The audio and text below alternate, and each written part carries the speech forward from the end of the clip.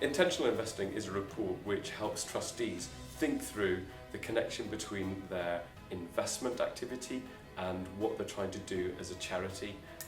It really commends that they've thought about the two things together, and they've come up with a solution that's right in their context that they can explain to themselves and to other people, as well as review it. It will be different how each individual charity looks to address their own individual mission and aims with their investments. Some may choose to exclude areas of concern, some may choose to use their investment policy to select things that help deliver their aims, and some may choose to try and influence companies in order to further their social purpose.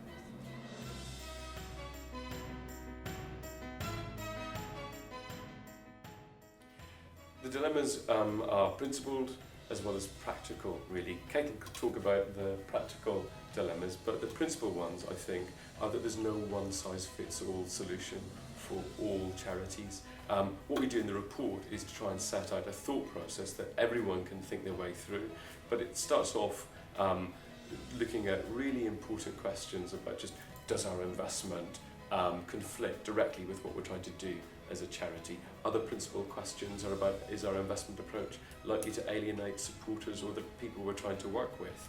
And then there are other questions for people to think through about whether they want to achieve a wider social footprint. There are lots of different options, as Kate said, about how you might go through that. But the first thing is reflection on what is right for your charity, what are your charitable objectives. That has to govern everything.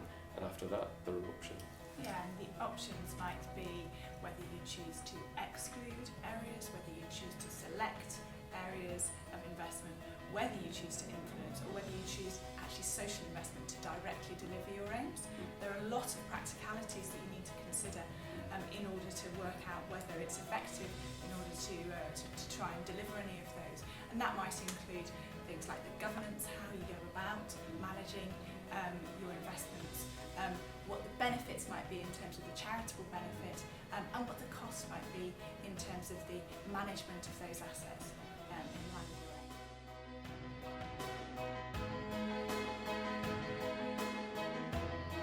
There's definitely a market for responsible or ethical investment. It's of increasing importance. At least our survey results suggested that it's being thought of much more by charitable investors in terms of it's moving into the mainstream.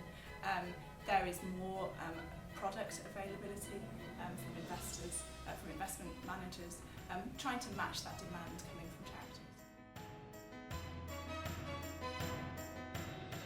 Well, what our survey is saying is that of the nearly 300 charities in the UK who responded, 59% had a policy in place. Now those were charities that some, were pretty big, but a lot of them were quite small local trusts. So the answer has to be, just based on our experience, that it's not just for the big boys. It's really for everyone to think through what's right, but the solutions will be different and tailored in their context. That's the thing we keep coming back to. But you have to think it through about what's possible, balancing what you want to achieve with what the costs are.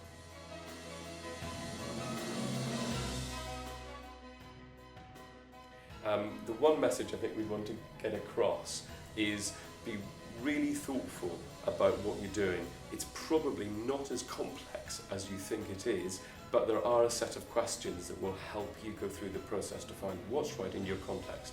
There's no one size fits all answer.